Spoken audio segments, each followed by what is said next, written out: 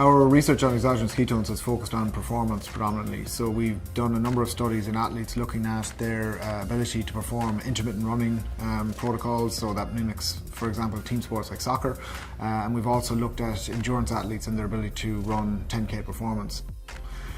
So the majority of peripheral tissues in the body, including, for example, the muscle, do have enzymes that are able to utilize ketones as a fuel source.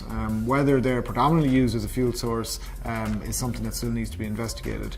What we know from looking at rodent studies that have been done that have looked at training, they've been able to show that in muscle, after a period of training, these rodents are better able to uptake and utilize ketones. So there's definitely something going on in the periphery in terms of the use of ketones. There's no doubt they can be used.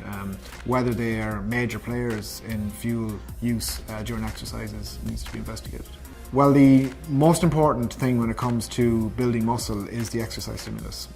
The next most important thing is probably the level of protein within the diet and or the amount of energy that's being consumed.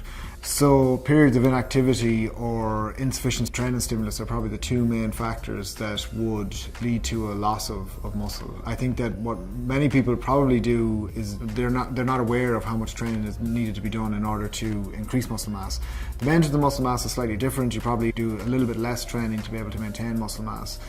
But if you're not doing strength type exercise and if it's not demanding, as in putting stress on the body, that's an overload as we call it, then really that's not enough of a stimulus for the body to retain or gain muscle.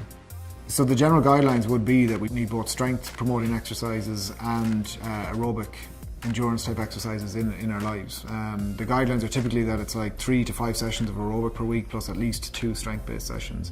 And the reason we need both is because they do very different things to the body. You know, we know the cardiovascular benefits of aerobic exercise, but then in terms of muscle strength and function, we need to be doing strength type activities. If you're doing one or the other and neglecting one or the other, then you don't get the whole spectrum of health that we would get from exercise.